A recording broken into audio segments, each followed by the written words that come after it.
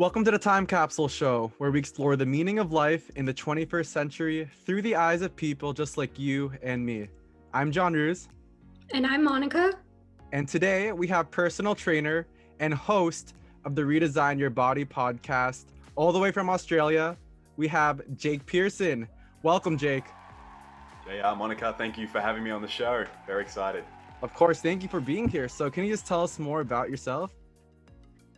Where can we start? Look, 24 long years, but also very short in the space of time, I guess, which is the theme of this episode. Look, I'm a personal trainer, have been a personal trainer for 5 years, and I didn't think I'd actually want to be a personal trainer when I left school, which is very funny. I think I wanted to be a professional gamer. That was my thing. I'm like, oh yeah, I'm going to make it in an esports team, but I also wanted to be a boxer.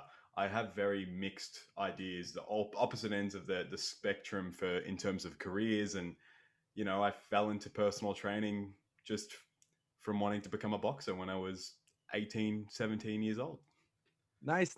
What kind of games are you into? What kind of consoles? So I'm predominantly PC, a little bit of Nintendo Switch occasionally, and PlayStation 4. I've just always stuck with the computer, the PC gaming, because it's just so easy. I'm always doing multitasking with work and playing games at the same time. That's just my jam. Were you ever a fan of the Wii Fit or the Kinect? Because I know like that system tried to get people moving and try to get people exercising. Yeah, I've had that question before. I don't think I have. I was more of a fan of the Wii Sports, like the bowling, the archery, and I Tennis. think it was like the plane flying. That was my jam. That was my Wii games. Anything else I really couldn't care about. Yeah. So what inspired you to get into fitness? Like, was it always in you when you were younger? Yeah, so fitness was instilled in me from a young age. My dad he had different run-ins with different sports. Like he competed nationally with karate. Uh, he was big on cricket, AFL, which is Aussie rules football. It's a sport we play down here in Australia. You know, and me being the eldest of four boys, he's like, "You've got to do this. You've got to do that." You know, trying to push that onto me, and I was like, "I don't want to do it. I just want to play video games." And I played football when I was 13, and then I didn't do anything for quite a while. But I was a very competitive kid with my friends when it came to athletics. But most of the time, I think it was up to 15, 16, I went to the gym. And that was the first experience with that. I'd been doing like push-ups and sit-ups, and I'd run occasionally. But first real interest in fitness came when I started going to the gym. And that really started to change my life because it gave me a little bit more confidence in my body, my self-esteem, and I didn't get bullied as much just because I was seen working out. So fitness has played a massive role in every aspect of my life, and it's just built on from there. Like I wasn't always interested in fitness. I don't say that I was interested in fitness like I was my main thing, but it's been a tool for me to achieve better things and grow as a person in life. It's been a gateway almost. Nice. Well, I know you mentioned gaming and fitness, but I see a guitar right behind you. So is there also a budding music career there? Yeah, I wish. I just have these. I have two guitars in my room, and during lockdown, I tried to learn how to play, and it's a habit that I want to build daily, just to have a crack. So after today, what I'm actually going to do is I'm going to sit down and try and learn some basic song in like an hour, just because I want to. I want to be able to grab the guitar and go camping and then just whip it out and play something. I don't know. It's just a thing that's in my head, this image that I want to do. So I'm going to go and try and do it. Nice. Sure, don't want to do it now? You want to do it later? Yeah, no, I would love to. I would love to start as soon as possible, pretty much, you know.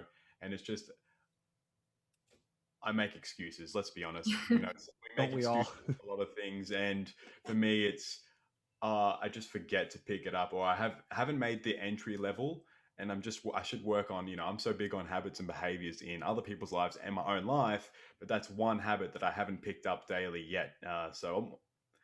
Today is the day. Like after this is what's happening. I'm picking that thing up, and I'm gonna play some awful music. Awesome. So I know you mentioned boxing, but if you were pursuing a different path, what would you be doing and why would you be doing it? Ooh, if I was pursuing a different path. I really enjoy this question because I love the path that I'm on. I think the path that I'm on is the one I'm meant to be on, with helping people in general find their passions, their purpose, their confidence, their happiness, help people become the main character in their lives. I love helping people. And I think that I couldn't imagine myself doing anything else. Even if I'd love to be a high level boxer or someone who's an Olympic athlete or someone who is a YouTube influencer, I don't think it gives me as much purpose and fills my soul as much as helping people through what I do with my podcast, with what I do with helping people build their confidence, their self esteem. I've just got a real passion for life, and I want to see people achieve the most that they can and be the happiest that they can be in their lives. I don't think that I could, even if I'd like to be on another path or I could do another path for a while, I think it would always end back up to what I'm doing now, and will continue to be that. That's amazing. I mean, it's truly inspiring because there's so many trainers out there, especially on Instagram, and we see that they do it for themselves. It's mostly just to show off their body, show off their wealth, and they forget that purpose that you mentioned, which is helping people. So when you do help people, gain their confidence, help them with, their body, where do you usually start? It's always it's a good question, and it always starts with what do they want to achieve, and what is their reason for that change in their life. And if I cast back to myself as a reference, my catalyst of change and reason to change came from I had very low self-esteem and my confidence was at rock bottom, and I really struggled with inner monologue that led me to overthinking and a lot of anxiety in my life. And someone told me that I didn't look like a personal trainer. I was at a bar and they're like, you don't look like a personal trainer. That cut me deep already. Low confidence, low self esteem. That hurt. And then I had a back injury that was a bulging disc. And that was probably a result of bad lifestyle choices, or it was just meant to happen. But I wouldn't have it any other way.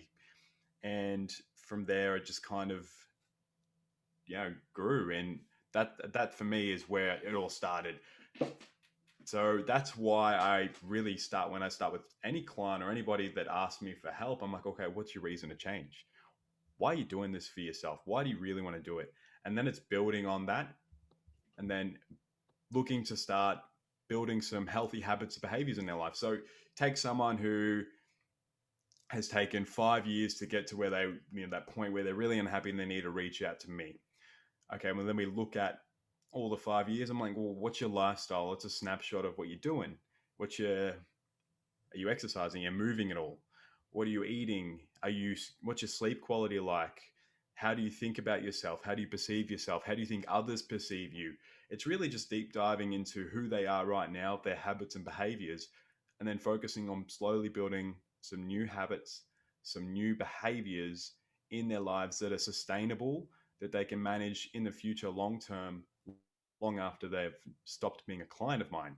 And that's the goal, is to not need me anymore. So during that time, it's all about pretty much empowering them to understand basic exercise, keeping it simple with their nutrition, understanding sleep and their gut health, and how to live a bit more confidently in themselves within their own in headspace. And look, I'm not a psychologist or psychiatrist or anyone qualified to give that kind of advice.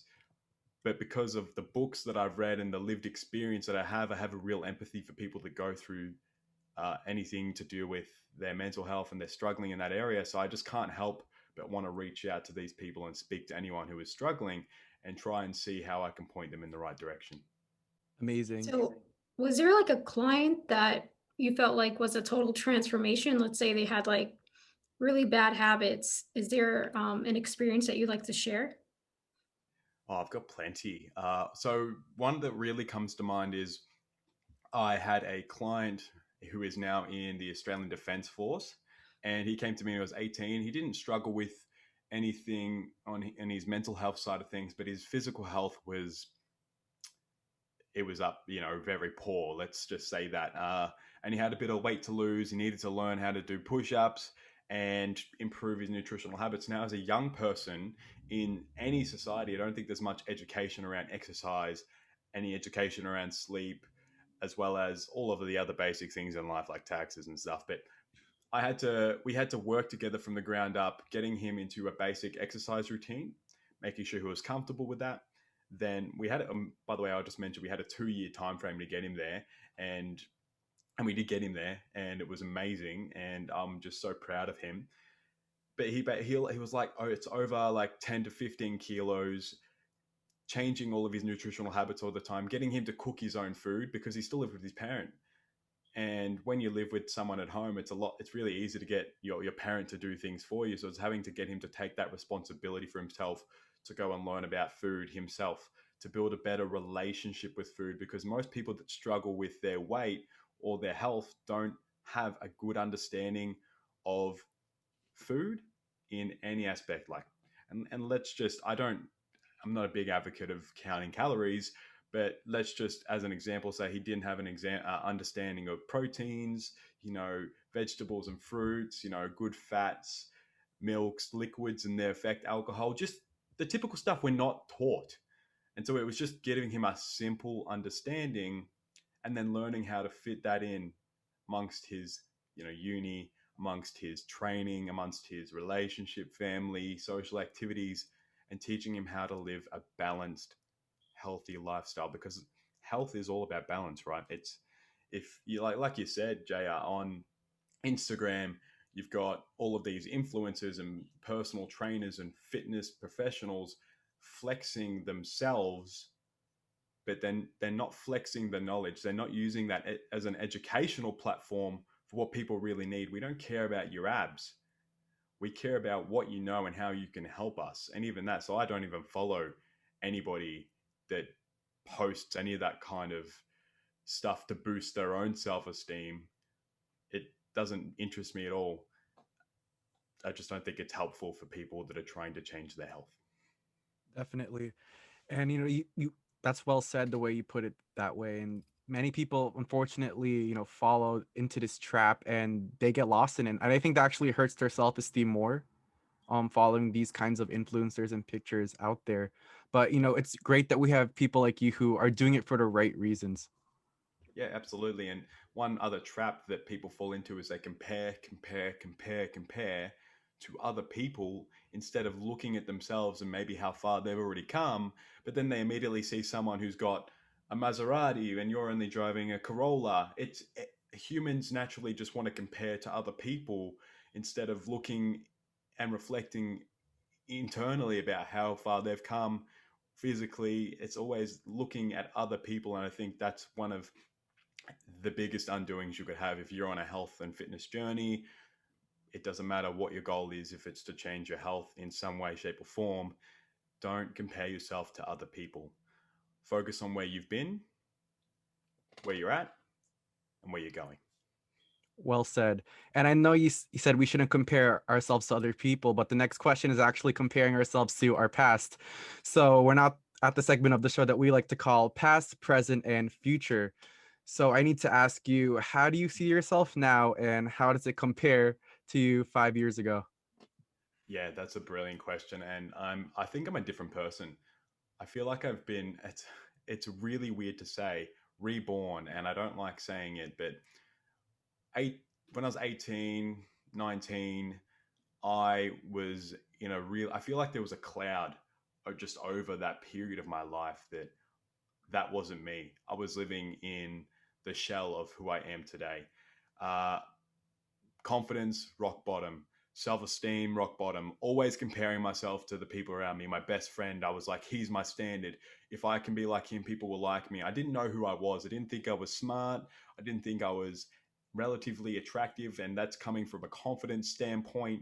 I just thought that things are hopeless. I'm not going to amount to anything in life. And that was a really dark time for me. Comparing to now, I'm the happiest I've ever been, the most confident I've ever been physically, mentally. I am in such a great headspace because back then I couldn't process a lot of my thoughts and understand what I was going through. And that comes with a bit of time and age too. But I was running all over the place pretty much. I didn't have a direction where now with my headspace, I can rationalize my thoughts and use logic to understand what I'm thinking. And my perspective on life is just so broad.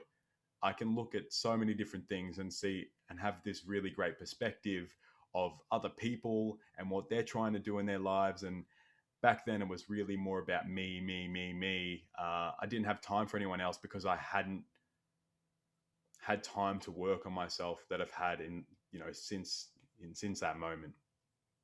Right. And I feel like it's so important to help yourself first before you help other people. It's kind of like that thing in the airplanes when you have like the air thing, right? They always say assist yourself first before helping other people, but it's true. You can use it in other aspects of life as well.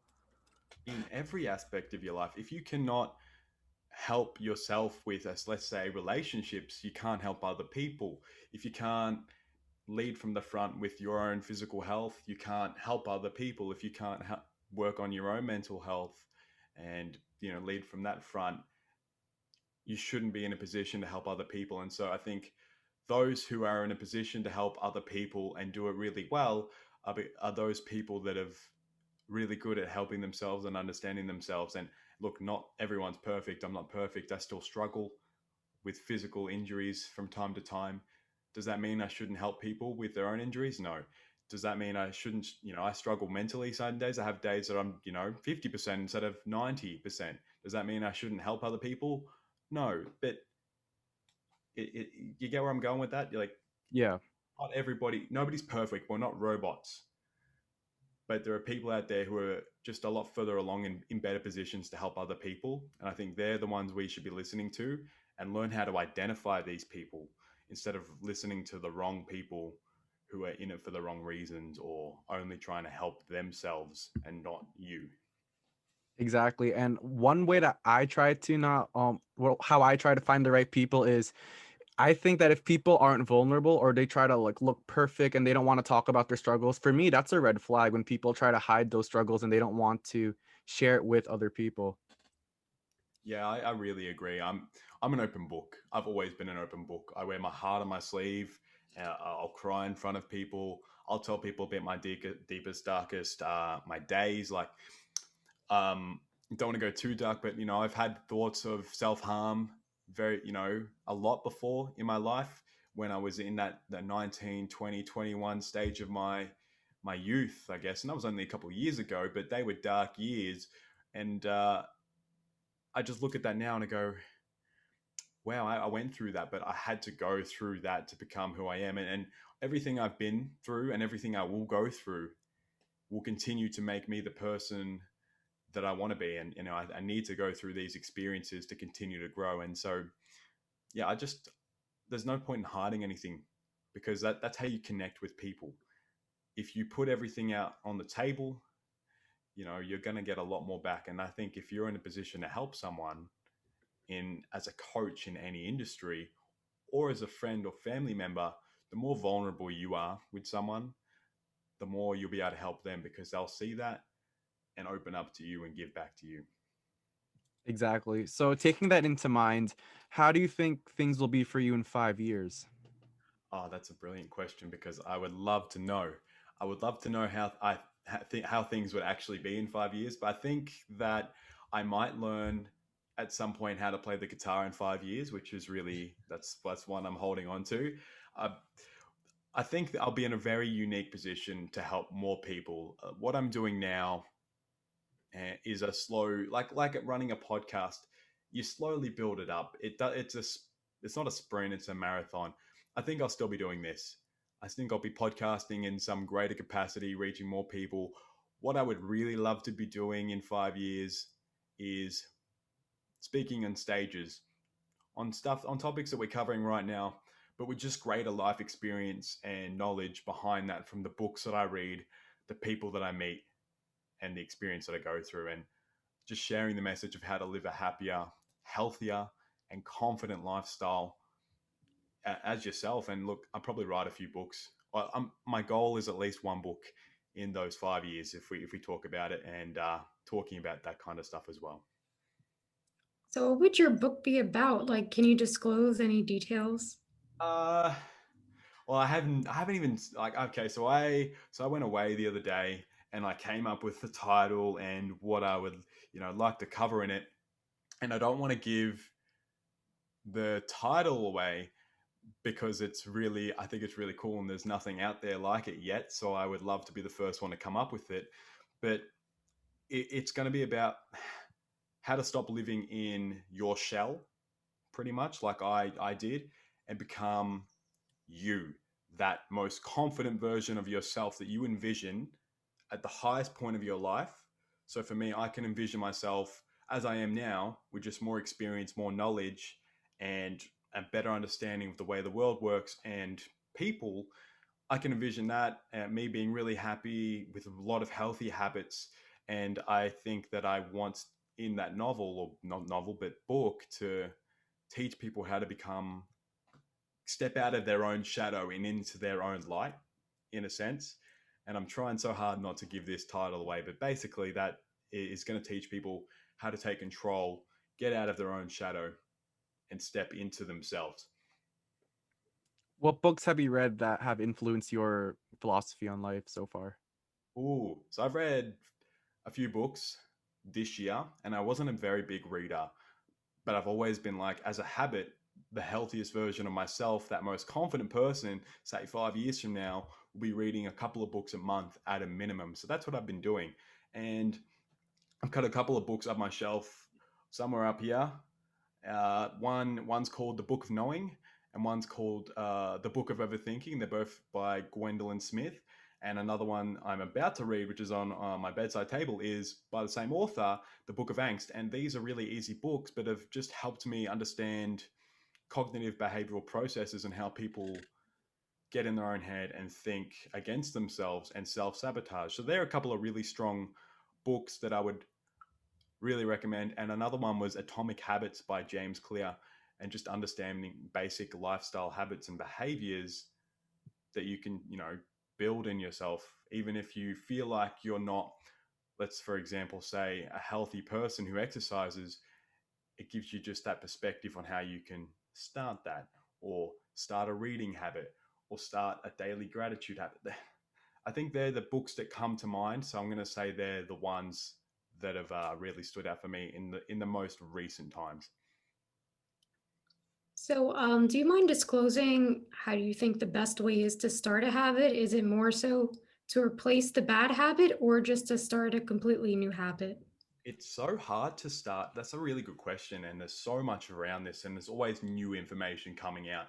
And I, right now, from what I have lived through and the experience that I've got, I would say the best way to start a habit, and this is the same way I've been trying to coach my clients, is to associate a new habit off the back of something you already do in your day to day. So humans are habitual creatures by nature. We go on autopilot. Most of what we do and the way we move through our weeks is pretty autopilot. It's just habit. We wake up at a certain time, then we get out of bed on the same side. We put the same foot on the ground first without realizing. We brush our teeth in the same way. We get out of the shower. We dry ourselves off with the same way with a towel. That's habit. That's on autopilot.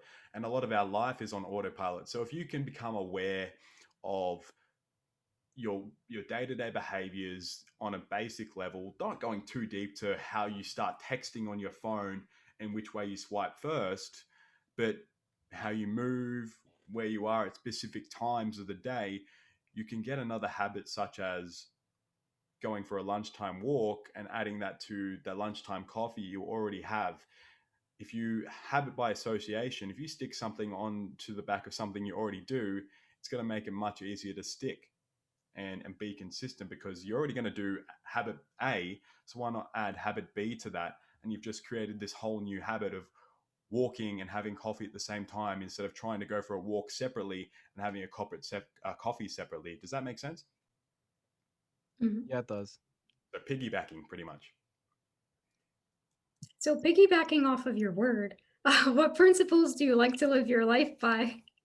Oh, yeah, no, that's a great one. I like that segue. So some of the principles I really love is to be grateful first, for everything you've got. If you can wake up and be grateful for everything you've got, then it's going to give you a chance to take in more and appreciate everything around you, I then I kind of it's about perspective really. It's what are you looking to do for me? What am I looking to do in the day, and how am I going to start my day? I don't wake up on a Monday and go, I hate my Monday. I love my Mondays, and I can't say how to love your Mondays. I think I've just become very lucky with my passion, and I just have a purpose in life. But it's always, be grateful, be kind to others, and put really good energy out there, and just continue to be curious and try to learn something new. Be curious is one of my favorite things to say, is allow yourself to be curious, and that's one of the things that I like to live by every single day, because that allows me to learn in any situation that I'm put in. What's one thing that you've been curious of lately? Cryptocurrency. If we have to go there, that was one thing that I was very curious about. And I went down a massive rabbit hole, and there is so much information out there, but I know that I have that personality and tendencies. Like I can go be curious, and I'll just soak up as much information as possible. And another one is human behavior and habits. So being curious and trying to understand how people act and why they say certain things and why they move their body that way and why they think that based on how they've been imprinted on by other people in their lives. It's so fascinating. And I'm only just scratching the surface. And that's why I've started reading these books on cognitive behavioral processing by Gwendolyn Smith, the Book of Knowing and the Book of Overthinking, the Book of Angst, because that's the foundations of what it's all about, human behavior and habits. And that's, I think, the most curious thing. And I'm really looking forward to seeing how I grow just by learning these things later down the line. Definitely. And human interaction, especially when in our childhood, right? When we're born, when we're infants, that actually has a huge impact on, the kinds of people that we're going to be later on in the road. I'm not sure if you know her, but the holistic psychologist on Instagram, and she talks about these in all of her posts and how these childhood traumas actually affect us later on in life and affect our relationships at this age. Yeah, absolutely. I did a podcast episode on my show, and it was with a woman who spoke very powerfully about imprints and imprinting and where that starts from in our life. And it just opened up the doors for me to look back and really reflect on where my overthinking, where the anxiety came from, how I became that person that I was in that hole of, I guess, depressive mindset, overthinking, anxious, and self harm. Being aware of that allowed me to take steps forward out of that, because I knew where I was coming from and I knew where it was started. And I did a deep dive, and it is painful for a lot of people. I wouldn't recommend doing it if you're not comfortable with bringing up all those old memories. But for me, it was very empowering, because I got to go, well, okay, I thought I was ugly when I was 21. Maybe that was because when I was 10 years old, someone said that my curly hair was ugly or I had big teeth. And then it just stemmed from that and kept imprinting on forward in my life. Who knows where it starts from, because there's a point where we can't remember. We can only remember inklings, and we can't remember every single little thing. Yeah, but imprinting and childhood trauma and everything that we are as people really starts from where we are as a kid. Exactly. Now I'm thinking about all of the things in my childhood, and I'm just like overthinking my life right now. This is really getting my brain thinking about my own life. I know there's so much you could think about. I sometimes it's nice to think about it, and sometimes it's just a rabbit hole that you need to lock away for another day, because you got Right. stuff going on. Exactly. Well, taking to mind, what we know and what we hope to be, what would you say you're grateful for? Life. Very, very grateful for, first and foremost, is just having oxygen to breathe, and then purpose. For me, it's purpose. I'm so grateful that I've found my purpose. I'm 24, and I feel like I've got another 80 to 90 amazing long years ahead of me that is also going to fly by like that. And I'm just so grateful that I get to start moving forward through life with something I'm incredibly passionate about, and that is helping people become themselves, feel like themselves again, become confident in their life, like I've been able to do. That is probably the best, or the best answer I can give, and for what I'm grateful for the most in my life. So when you found that spark of purpose, like when was that moment that you felt like you've had that spark of purpose? It happened in COVID last year. I was sitting at home and I was slugging away, and I was doing my own podcast, and I felt like I was just pushing it up a hill, and it was just draining me. And I'm like, do I even want to do this anymore? And there was an opportunity where I was playing video games, let's say, and I was very negative, and I was very negative to my teammates. And I thought, I'm going to flick the switch here and try to take ownership of my mistakes and problems. And I think that's where it started from. And then I started to really take ownership of everything that I was doing in my life. And that changed my perspective, because then I realized nobody else can control my actions, my thoughts, my feelings and emotions. That's on me. And it was just from something so simple that it was like the missing puzzle, taking responsibility for everything instead of shifting the blame. And then it kind of grew. And then I started putting myself out there in my podcast episodes. And then I started doing interviews on other shows, which was well out of my comfort zone, but I did it nonetheless. And then it's just like a domino effect. It's just gone crazy. Was that the same podcast that you're currently working on now? The one you were talking about, you felt like Yeah, you're pushing up a hill. yeah. The Redesign Your Body podcast. Yeah, so the same podcast. There was I was getting towards episode 30 or so, and it just felt like, what am I talking about? Is this really me? And it was probably because I was lacking something, and taking ownership. I think there's still something that I can't quite explain, but I know that it was around that time in COVID where I was like, I'm gonna make something happen with all this time that I have. And I'd read a book, I'll listen to an audiobook. It was extreme ownership or leadership. It was about leadership or something. I cannot remember. I'm terrible with names of books and places and all of that stuff, but I can tell you exactly what they were about.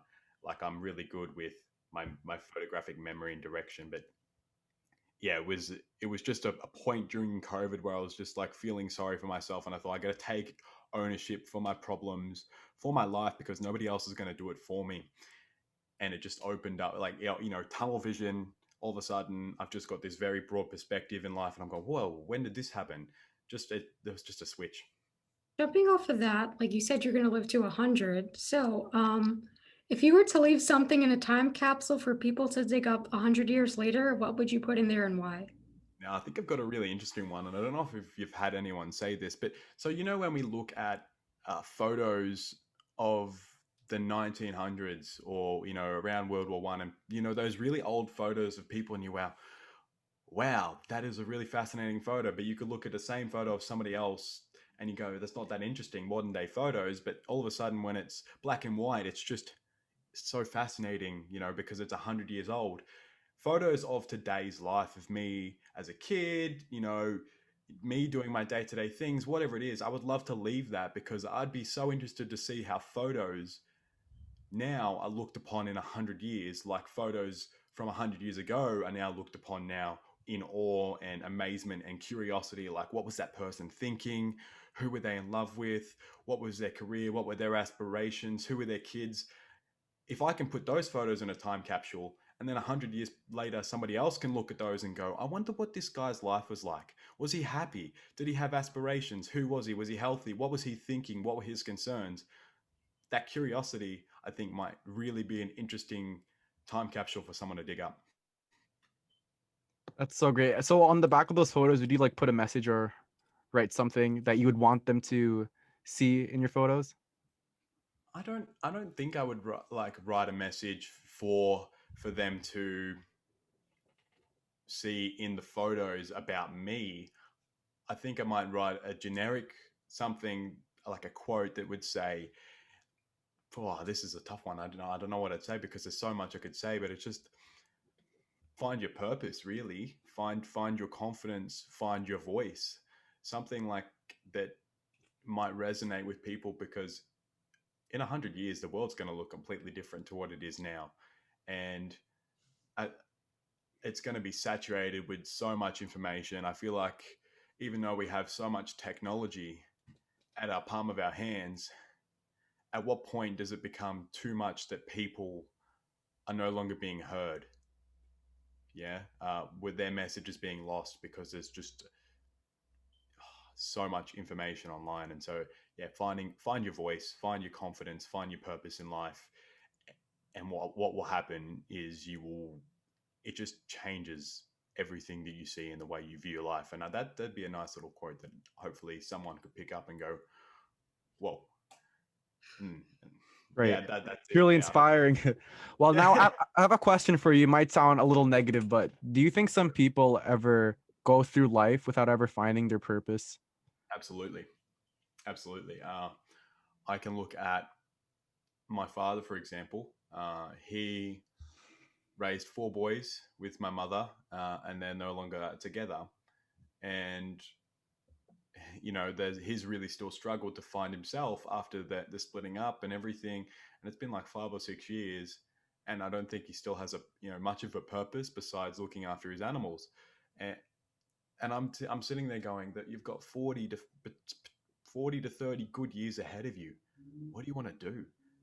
Same with anyone that is in their 40s and 50s and they're in a career that they don't want to be in. It's like, do you just want to be a parent? Do you want to be a partner? Who are you going to be in life in 10, 15, 20 years? What legacy do you want to leave that people can look at and go, wow, that was such and such. That was Jake Pearson. He really lived for his purpose and his work. And yeah, I absolutely 110% agree that people go through life living for other people and other people's purposes and not their own mission or passion or purpose. Well, that was great advice, and I think that'll leave our audience thinking about their own lives. And it's okay. Would you say it's okay if people don't find their purpose? Do you think that's a bad way to live life? Is there a good or bad way to live life? Life is how you live it. It's ultimately up for you to make the decision. Like you can't lead it. You can lead a horse to water, but you can't make it drink. I can teach someone to lose weight. Whether they'll lose the weight, it's up to them. If I say it's good or bad, that's my personal opinion. I think it's up to you to decide if your current life the way you want to be living it, or do you have a version of yourself that you see walking 10 years ahead of you? Is that person you want to be? What are you chasing in life? Like, do some serious thinking if you're not sure about where you're at in life, and you think that this isn't who I want to be. I'm not happy as I am. Well, go start looking at the things that make you happy. Write a list of what makes you happy, and start pursuing those things. And like a lot of great entrepreneurs and people will say is, you're not going to get there overnight. Have a plan 5, 10, 15, 20 years and just work for it. Because in that, once you get there, you're going to say that it's worth it. Everything that you have, once you get to that happy or pinnacle or that moment in your life where you feel like you are that person that you wanted to be, you're not going to say, well, I didn't have to go through all that. You're going to go, I'm so glad I went through that and it was worth it. And that only happens once you get there. So if you think everything you're going through now is pointless and isn't worth it, then you're not where you want to be. And you need to maybe even do one thing that's going to prioritize you. It doesn't have to be everything. And I don't want to scare you guys and girls and everybody that's listening into not taking action because life is so vast. Like thinking about space, there's so much out there. What's one thing you can control that you can start doing to start working towards becoming that happier person in your life that is filled with joy, passion, and purpose? Well, that's a great question that I think will leave our audience thinking about their own lives. So, Jake, is there anything else you'd like to add to tell our viewers where can they find you? Uh, I think that question there with what I left was the main thing. Find one thing that you want to make you happy and chase that. That's the one thing I think you should chase after. You can find me on Facebook, Jake Pearson. It's the easiest place to find me, or connect with me on Instagram, Jake Pearson as well, or at the Redesign Your Body podcast as well. Thank you. Awesome. So Jake, thanks so much for being a part of our time capsule. Thank you to our viewers for watching, and please make sure to like, comment, share, and subscribe. Tune in again next week to meet another amazing addition to our time capsule. All right, we'll see you guys next week.